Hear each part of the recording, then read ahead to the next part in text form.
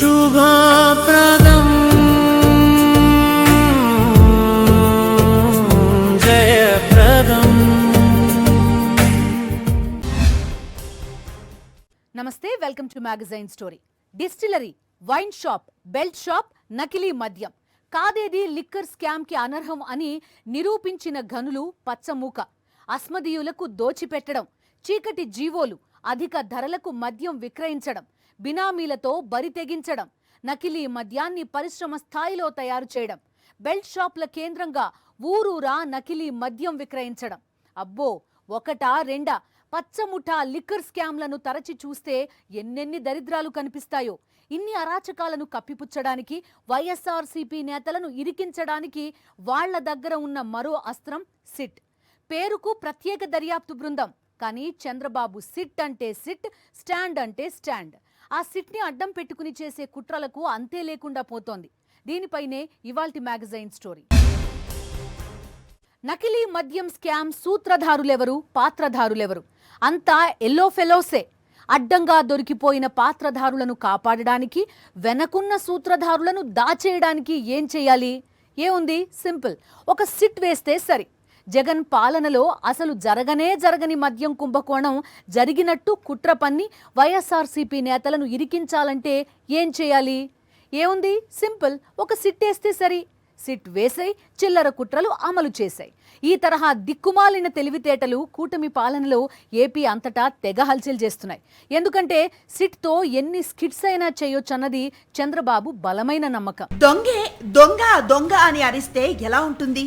ఏపీలో కూటమి పాలనలానే ఉంటుంది. విచ్చలవిడి మద్యం అమ్మకాలు, ప్రజలను మద్యం మత్తులో ముంచేసి వారి ఆలోచన శక్తిని చంపేయటంలో పచ్చముఠాకి దశాబ్దాల చరిత్ర ఉంది. ఆ మద్యం చుట్టూనే బినామీలు, సిండికేట్లు, కుంభకోణాలు ఇలా ఎన్నింటినో నడిపిన చరిత్ర, నడుపుతున్న వర్తమానం కూడా చంద్రబాబు అండ్ కో సొంతం. మద్యం స్కాముల వెనుక అసలు సామిగా చంద్రబాబు దశాబ్దాలుగా వెలిగిపోతూనే ఉన్నారు. ఇప్పుడు అంతకు మించి అన్నట్లుగా ఎల్లో ఫెలోస్ వికటాటహాసం చేస్తున్నారు. ఏకంగా ఫ్యాక్టరీల తరహాలో యంత్రాలను పెట్టి మరీ నకిలీ మద్యాన్ని తయారు చేస్తూ అడ్డంగా దొరికిపోయారు. దొరికిపోయిన వాళ్లంతా టీడీపీ నేతలు మాత్రమే కాదు, చంద్రబాబుతో సన్నిహిత్యం ఉన్నవాళ్లు కూడా. ఓవైపు ఊరూరా బెల్ట్ షాపులు ఏర్పాటు చేయించి ఎప్పుడు కావాలంటే అప్పుడు మద్యం అందుబాటులో ఉండేలా చేసి, మరోవైపు నకిలీ మద్యం తయారీ కూడా మొదలు పెట్టేశారు. అందుకే ఏపీలో విక్రయం అవుతున్న ప్రతి 4 మద్యం బాటిల్స్ లో ఒకటి నకిలీ మద్యమే అని వైఎస్ఆర్సీపీ తేల్చి చెప్తోంది. ఇంత దారుణమైన పరిస్థితి నెలకొంటే చంద్రబాబు ప్రభుత్వం చేస్తోందేంటి? తమ వాళ్లని కాపాడే ఎత్తులు వేస్తూ వైఎస్ఆర్సీపీ నేతలను ఇరికించే కుట్రలు పన్నుతోంది. అందులో భాగంగానే సిట్ అంటూ తనకు అత్యంత ఇష్టమైన స్కిట్ ను మొదలు పెట్టారు చంద్రబాబు. సిట్ అంటే సిట్, స్టాండ్ అంటే స్టాండ్ అనే అధికారులతో ఓ సిట్ ని ఏర్పాటు చేసి తప్పుడు సాక్ష్యాలు, బలవంతపు వాంగ్మూలాలతో తమ కుట్రలను కూటమి ప్రభుత్వం అమలు చేయటం ఓవైపు చూస్తూనే ఉన్నాం. ఇప్పుడు సేమ్ సీన్ మళ్లీ రిపీట్ చేసింది చంద్రబాబు ప్రభుత్వం. దేశవ్యాప్తంగా కలకలం రేపిన నకిలీ మద్యం రాకెట్ వెనుక ప్రభుత్వ పెద్దలున్నారనే విషయం బట్టబయలు కావడంతో ఈ కేసు దర్యాప్తును పక్కదారి పట్టించే యత్నాలు ముమ్మరమయ్యాయి.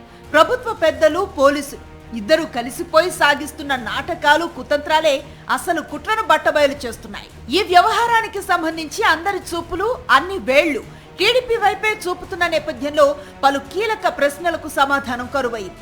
నకిలీ మద్యం మాఫియాపై ప్రభుత్వం కానీ, పోలీసులు కానీ సూటిగా సమాధానం చెప్పే ధైర్యం చేయలేకపోతున్నారు. అదే సమయంలో పచ్చముఠ తమ కుట్రని మొదలు పెట్టింది. అయితే నకిలీ మద్యం విషయంలోనే కాదు, ఆ కుట్రల్లోనూ అడ్డంగా దొరికిపోయింది పచ్చముఠ. A1 జనార్దన్ రావును అరెస్టు చేసి విచారించిన తర్వాతే న్యాయస్థానంలో హాజరుపరిచారు. పోలీసులు తమ విచారణలో వెల్లడైన విషయాలతో రిమాండ్ నివేదికను న్యాయస్థానానికి సమర్పించారు. ఆ రిమాండ్ నివేదికలో ఎక్కడ వైఎస్ఆర్సీపీ నేత జోగి రమేష్ పేరును ప్రస్తావించనే లేదు. జనార్దన్ రావుకు న్యాయస్థానం రిమాండ్ విధించడంతో నెల్లూరు జైలుకు తరలించారు. మరి 24 గంటల తర్వాత జోగి రమేష్ పేరు చెబుతూ జనార్దన్ రావు వీడియో బయటకు రావటం వెనుక దాగిన గుట్టేమిటి? నిజంగా జోగి రమేష్ పేరును జనార్దన్ చెప్పుంటే ఆ విషయాన్ని న్యాయస్థానానికి సమర్పించిన రిమాండ్ నివేదికలోనే వెల్లడించేవారు కదా. మరి ఆ వీడియో కుట్ర వెనుక ఉన్న ప్రభుత్వ పెద్దలెవరు? ఈ ప్రశ్నలు ఇప్పుడు సామాన్య ప్రజలను కూడా వేధిస్తున్నాయి. సిట్ అధికారులు కూడా చెప్తా ఉన్నా, చంద్రబాబు నాయుడు సిట్ అంటే సిట్టు, స్టాండ్ అంటే స్టాండు, పడుకోమంటే పడుకోండా, కూర్చోమంటే కూర్చోండి. దయచేసి అధికారులు ఎవరు చేయొద్దు. చంద్రబాబు నాయుడు ఉండేది ఇప్పటికి 2 సంవత్సరాలు అయిపోయింది. చంద్రబాబు నాయుడు ఉండేది ఇంకొక 2 సంవత్సరాలు 2.5 సంవత్సరాలు, లోకేష్ ఉండేది ఇంకొక 2.5 సంవత్సరాలు. అధికారులు మాత్రం శాశ్వతంగా ఉంటారు. దయచేసి నీతిగా నిజాయితీగా నికార్సుగా పనిచేయమని చెప్పేసి సిట్టు అధికారుల్ని ప్రాధేయపడి వేడుకుంటా ఉన్నా. దయచేసి నా బాధని, నా మనసులో ఉన్న ఆవేదనని రాష్ట్ర ప్రజలకు తెలియజెప్పమని చెప్పేసి మీడియా మిత్రుల్ని ప్రాధేయపడి వేడుకుంటా ఉన్నా. ఇంత నిస్సిగ్గుగా టీడీపీ నేతలను నకిలీ మద్యం కేసు నుంచి కాపాడే ప్రయత్నం చేస్తూ వైఎస్ఆర్సీపీ నేతలను ఇరికించే ప్రయత్నం చేస్తున్న చంద్రబాబు ఒక సిట్ ని సెట్ చేసేశారు. నకిలీ మద్యం కేసు మీద సిబిఐ విచారణ ఏర్పాటు చేయాలని వైఎస్ఆర్సీపీతో పాటు సామాన్య ప్రజలు కూడా డిమాండ్ చేస్తున్న చంద్రబాబు ప్రభుత్వం ఏ మాత్రం పట్టించుకోలేదు. ఎందుకంటే సిబిఐ రంగంలోకి దిగితే ఏం జరుగుతుందో పచ్చముఠాకి తెలుసు. నిజాలు వెలుగులోకి వస్తే ప్రజల ప్రాణాల మీద పైసలేరుకోవటానికి తామెంత ఘోరమైన నేరానికి పాల్పడ్డామో పూర్తి సాక్ష్యాధారాలతో బయటపడుతుందని పచ్చముఠాకి తెలుసు. అందుకే చంద్రబాబు తన చెప్పు చేతల్లో ఉండే సిట్ ని వేసి చేతులు దులుపుకోవటంపై వైఎస్ఆర్సీపీ ఆగ్రహాన్ని వ్యక్తం చేస్తోంది. ఈ రాష్ట్ర ప్రజలందరికీ కూడా తెలుసు, ఇది ప్రభుత్వ ఆధ్వర్యంలో చంద్రబాబు నాయుడు కనుసన్నల్లో ఈ కల్తీ సారా అక్రమంగా జరిగింది. దాదాపు ప్రతిరోజు కూడా ఒక డంపు బయటపడుతూ ఉంది. నిన్నటి రోజు కూడా ఆళ్ళగడ్డలో ఒక డంపు బయటపడింది.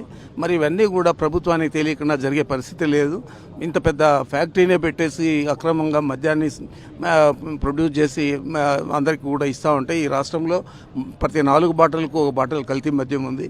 అంటే 25% ప్రభుత్వ ఖజానాను గండికొట్టి ఆ డబ్బులంతా కూడా మీ జోబుల్లోకి తీసుకున్నారు. మరి ఇది చంద్రబాబు నాయుడుకి తెలియకుండా జరిగే పరిస్థితి లేదు. నువ్వు వేసిన సిట్ అనేది ఒక బూటకపు కమిటీ. మేము స్వచ్ఛందంగా మీరే ముందుకొచ్చి మీ నిజాయితీని నిరూపించుకోవాలంటే సిబిఐ ఎంక్వైరీ వేయండి. దాంట్లో నిజాలు వాస్తవాలు బయటకు వస్తాయి. అంతేగాని మీరు సిట్ వేసుకొని దాని మీద రిపోర్ట్ కూడా మీరే రాసుకొని మీరే సంతకం పెట్టించి మీరే చేసుకునే పరిస్థితి ఉంటే ఇది ప్రజలందరూ కూడా నమ్మే పరిస్థితి లేదు. అదే కాకుండా అక్రమంగా మా నాయకుల మీద ఇది రుద్దుతా ఉన్నారు.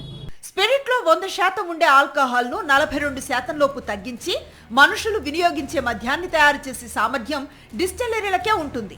మరి టీడీపీ సిండికేట్ ములకల చెరువుతో పాటు అనకాపల్లి, పాలకొల్లు, ఇతర ప్రాంతాల్లో నెలకొల్పిన నకిలీ మద్యం యూనిట్లకు స్పిరిట్ ఎక్కడి నుంచి సరఫరా జరిగింది?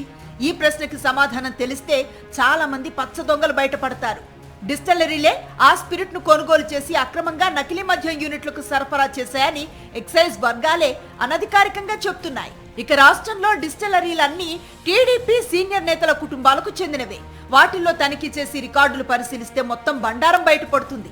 అందుకే ఆ డిస్టిలరీల వైపుకు కన్నెత్తి చూడొద్దని ప్రభుత్వ పెద్దలు పోలీస్, ఎక్సైజ్ శాఖలను ఆదేశించినట్లుగా తెలుస్తోంది. ఇలా నకిలీ మద్యం మాఫియా వెనుక ఉన్న టీడీపీ బడాబాబుల బండారం బయటపడకుండా అడ్డుకట్ట వేస్తున్నారని పరిశీలకులు విశ్లేషిస్తున్నారు.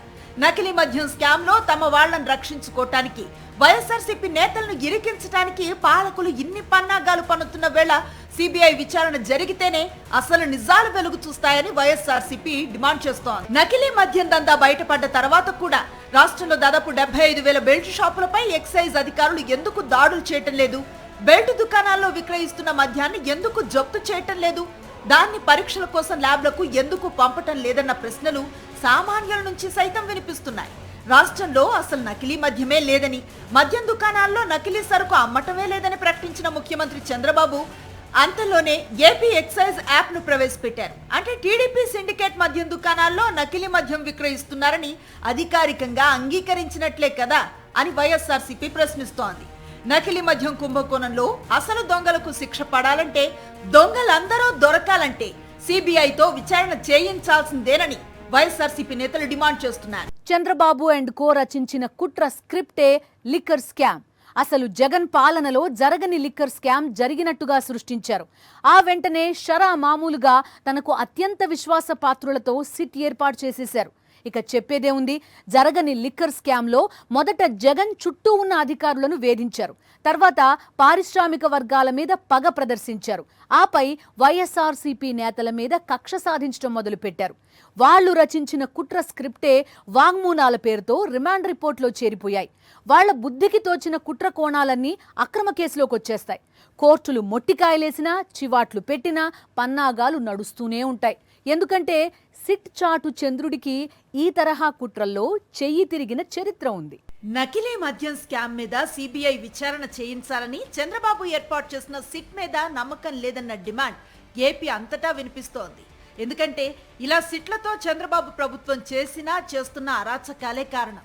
జగన్ పాలనలో జరగని మద్యం స్కామ్ జరిగినట్లుగా సృష్టించడానికి సిట్తోనే తమ కుట్రలను అమలు చేస్తూ వస్తోంది కూటమి ప్రభుత్వం. రాజ్ కేసిరెడ్డి చెప్పని విషయాలు చెప్పినట్లుగా ఆయన పేరిట అబద్ధపు వాంగ్మూలంతో రిమాండ్ నివేదిక రూపొందించిన సిట్ అడ్డంగా దొరికిపోయింది. ఆ వాంగ్మూలంపై ఆయన సంతకం చేసేందుకు నిరాకరించారని సిట్ అధికారులే న్యాయస్థానానికి వెల్లడించాల్సి వచ్చింది.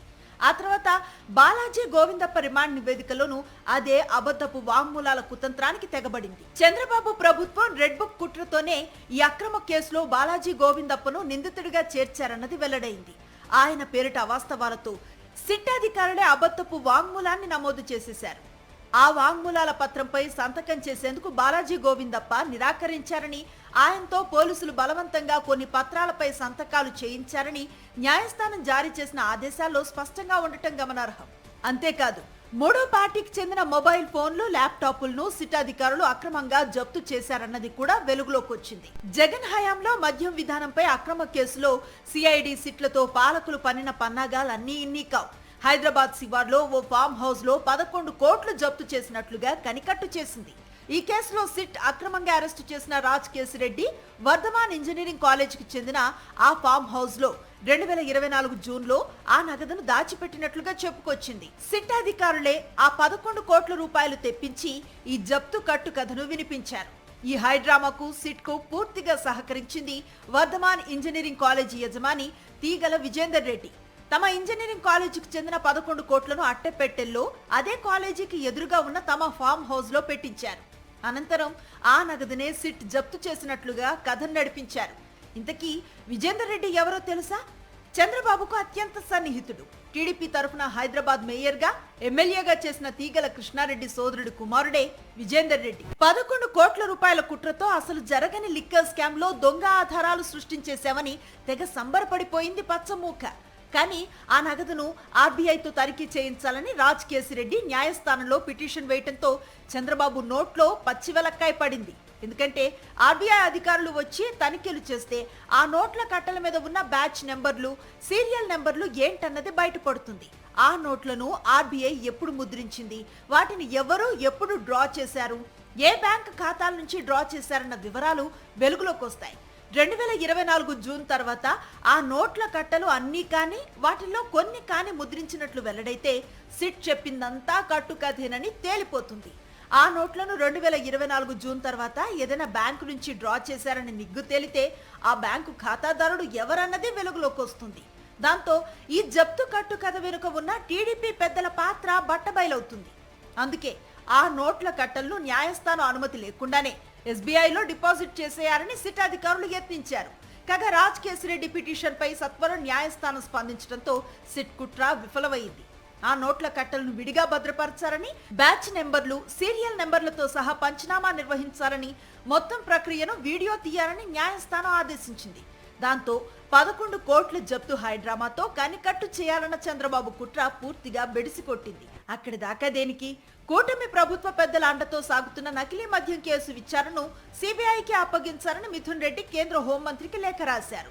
అంతే, మిథున్ రెడ్డిని లక్ష్యంగా చేసుకుని కూటమి ప్రభుత్వం తమ వేధింపులకు పదును పెట్టింది. మిథున్ రెడ్డి కుటుంబ వ్యాపార సంస్థ పిఎల్ఆర్ ప్రాజెక్ట్స్ కార్యాలయాల్లో సిట్ అధికారులు హల్చల్ చేశారు. హైదరాబాద్, తిరుపతిలో ఆయన నివాసం, కార్యాలయాలకు వెళ్లిన సిట్ బృందాలు ఎంపీ మిథున్ రెడ్డి కుటుంబ సభ్యులు, కంపెనీ ప్రతినిధులను ప్రశ్నించారు. ఎంపీ పెద్దిరెడ్డి మిథున్ రెడ్డిని సిట్ అధికారులు ఇప్పటికే అనేక సార్లు విచారించారు. జ్యుడిషియల్ రిమాండ్ లో ఉన్నప్పుడు కూడా కస్టడీకి తీసుకుని సిట్ విచారించింది. ఆయనపై అభియోగాలకు ఆధారాలు లేవని న్యాయస్థానం అభిప్రాయపడి బెయిల్ ను మంజూరు చేసింది. కానీ ఎంపీ మిథున్ రెడ్డిపై కక్ష సాధింపుతోనే సిట్ మళ్లీ సోదాలు, విచారణ పేరుతో హడావుడి చేస్తోంది.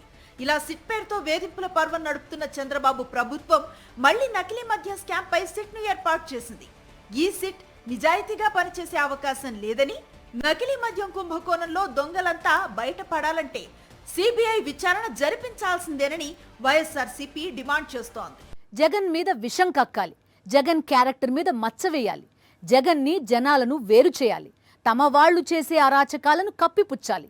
ఇందుకోసం చివరికి దేవదేవుడి మహాప్రసాదం మీదే మహాకుట్రలు చేసిన హీన చరిత్ర పచ్చముఠాది. ఆ క్రమంలో సిట్ని ఒక ఆయుధంలా వాడుకోవడంలో చంద్రబాబు చాకచక్యం అంతా ఇంతా కాదు. వ్యవస్థలను అడ్డం పెట్టుకుని అరాచకాలు చేయడంలో ఆయన తెలివితేటలు అన్నీ ఇన్ని కావు కదా. సిట్తో ఇన్ని స్కిట్స్ చేసే చంద్రబాబు సిబిఐ విచారణ అంటే మాత్రం హడలిపోతున్నారు. నకిలీ మద్యం స్కామ్ మీద సిబిఐ విచారణ వేయడానికి చంద్రబాబుకి భయం ఎందుకు? గతంలోనూ సిబిఐ ఏపీలో విచారణ చేయకుండా జనరల్ కన్సెంట్ విత్డ్రా ఎందుకు చేసుకున్నారు? జగన్ పాలనలో అసలు జరగని మద్యం స్కామ్ జరిగినట్లుగా సృష్టించడానికి సిట్ని అడ్డం పెట్టుకుంది చంద్రబాబు ప్రభుత్వం. ఇప్పుడు నకిలీ మద్యం స్కామ్ లో అడ్డంగా దొరికిపోయిన A1 నిందితుడు జనార్దన్ రావుతో డైవర్షన్ డ్రామా ఆడించి అడ్డంగా దొరికిపోయింది పచ్చమూక. అందుకే నకిలీ మద్యం స్కామ్ లో నిజాలు వెలికి తీయాలంటే చంద్రబాబు చెప్పు చేతల్లో ఉండే అధికారులతో ఏర్పాటు చేసిన సిట్ కాదు, రంగంలోకి సిబిఐ రావాలని వైఎస్ఆర్సీపీ డిమాండ్ చేస్తోంది. సిట్తో పచ్చముక్క చేస్తున్న కుట్రలు ఇక్కడి వరకే పరిమితం కాలేదు.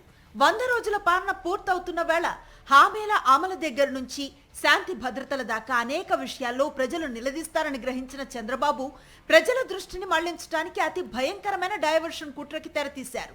వైఎస్ఆర్సీపీ మీద విషం కక్కుతూ దేవదేవుడి దివ్య ప్రసాదం మీద పచ్చముక్క చేసిన రోత రాజకీయాలను చూసి ప్రపంచ వ్యాప్తంగా ఉన్న భక్తులు చీకొట్టారు.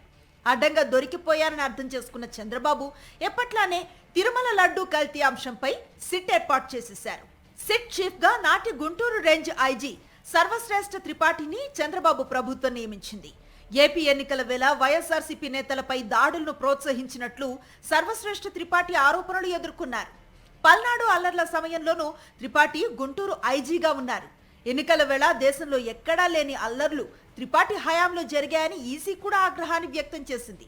అలాంటి వివాదాస్పద అధికారితో శ్రీవారి ప్రసాదంలో కల్తీ నెయ్యి వ్యవహారం విచారణ చేయడానికి చంద్రబాబు సిట్ని ఏర్పాటు చేశారు. తిరుమల లడ్డు అంశంపై స్వతంత్ర సంస్థతో దర్యాప్తు జరిపించాలని రాజ్యసభ మాజీ సభ్యుడు సుబ్రహ్మణ్య స్వామి సుప్రీంకోర్టును ఆశ్రయించడంతో చంద్రబాబు ప్రభుత్వానికి చెంపపెట్టు లాంటి తీర్పు ఇచ్చింది.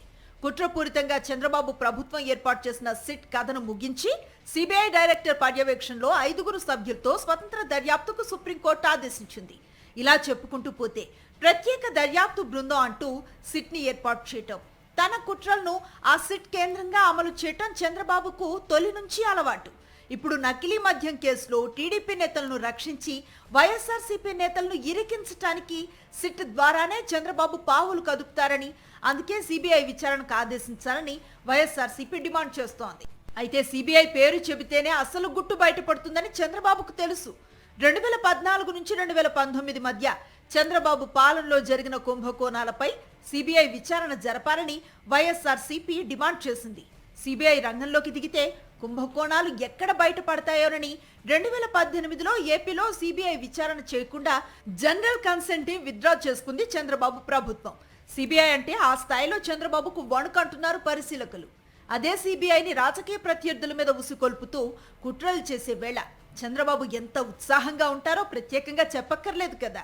సిబిఐ విచారణకు సై అనకుండా తన చెప్పు చేతుల్లో ఉండే అధికారులతో సిట్ ఏర్పాటు చేసినప్పుడే నకిలీ మద్యం స్కామ్ లో అసలు దొంగలెవరో తమకు అర్థమైపోయిందని ఏపీ ప్రజలు స్పష్టం చేస్తున్నారు. ఇది ఇవాల్టి మ్యాగజైన్ స్టోరీ. మరో ఇంట్రెస్టింగ్ టాపిక్ తో మళ్ళీ కలుద్దాం. అంతవరకు స్టే విత్ us.